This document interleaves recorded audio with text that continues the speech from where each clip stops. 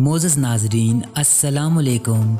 दौरे हाज़िर में जदीद साइंस और टेक्नोलॉजी आए रोज़ तजर्बात से कुछ न कुछ नया दरियाफ्त करती रहती है। माजी और हाल में अगर नज़र दौड़ाएं तो ऐसी चीज़ें भी दरियाफ्त हुई हैं जो इंसान के ज़हन और गुमान में भी नहीं थी। जबकि हाल ही में खोदाई के दौरान ऐसे ही एक बच्चे की लाश दरियाफ्त हुई जिसने साइंसदानों को सर से लेकर पाँव तक हिला के रख दिया। आज की वीडियो में मौजू ज़ेरे बहस रहेगा। खोदाई के दौरान एक ऐसे बच्चे की लाश दरियाफ्त हुई जिसने पूरी दुनिया को हैरत में मुब्तला कर दिया। आखिर ये किसकी लाश है, ये सब जानने के लिए वीडियो के आखिर तक साथ निभाइएगा। अगर आपने अभी तक हमारा चैनल सब्सक्राइब नहीं किया हुआ तो चैनल को सब्सक्राइब करने के साथ साथ बेल आइकन को भी जरूर दबा दीजिए, क्योंकि आपको इसी तरह की दिलचस्प और मालूमाती वीडियोस बाकायदगी के साथ देखने को मिलती रहेंगी।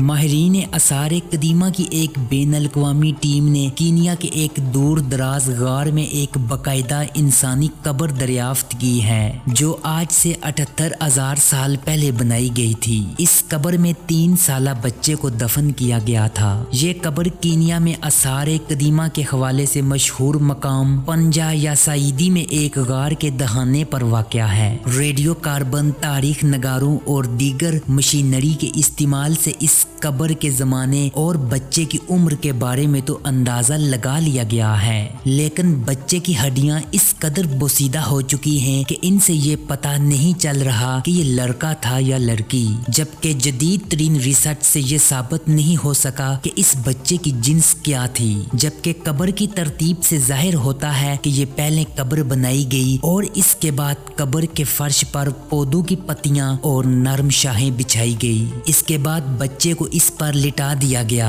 यूं बच्चे के जिस्म पर किसी दरख्त की नरम चाल रखकर कब्र को बंद कर दिया गया था। वाजिया रहे जिन्स होमो से ताल्लुक रखने वाली मुख्तलिफ अनवा की 8 लाख साल तक पुरानी बाकायदा कब्रें दुनिया भर में दरियाफ्त हो चुकी हैं। अलबत्ता जदीद इंसान यानी होमो सेपियन की कदीम तरीन और बाकायदा कब्र यही है जो कि 78,000 साल पुरानी है। जबकि कब्र से मिलने वाली लाश को माहिरीन ने मिनटोटो का नाम दिया है। डिक्शनरी में इस जुबान के मुताबिक इस अल्फाज का मतलब बच्चा है। ये कब्र 2013 में बंजा या सईदी के गार के तकरीबन दहाने पर दरियाफ्त हुई थी। ये कब्र 3 फीट तक गहरी है। खुदाई के दौरान इस कब्र में से किसी बच्चे की नहायत बोसीदा हड्डियां भी बरामद हुई थी। तहम ये हड्डियां इस कदर बोसीदा थी इन्हें फौरी तौर पर वहां से निकालना मुमकिन नहीं था। ये काम पूरी एहतियात के साथ 2017 में अंजाम दिया गया। ये हड्डियां मजीद तज्जिये के लिए स्पेन में वाक़या इंसानी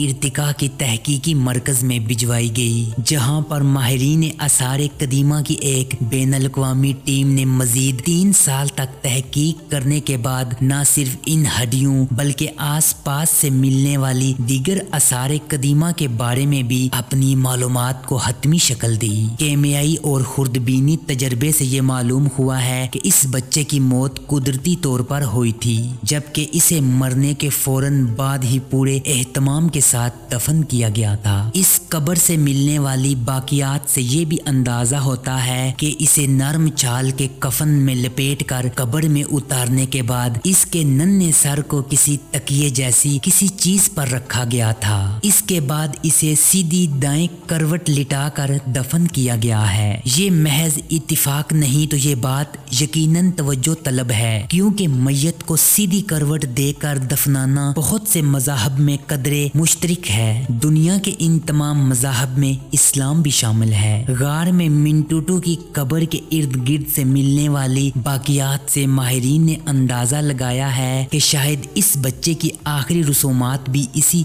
गार में कब्र के आसपास अदा की गई थी।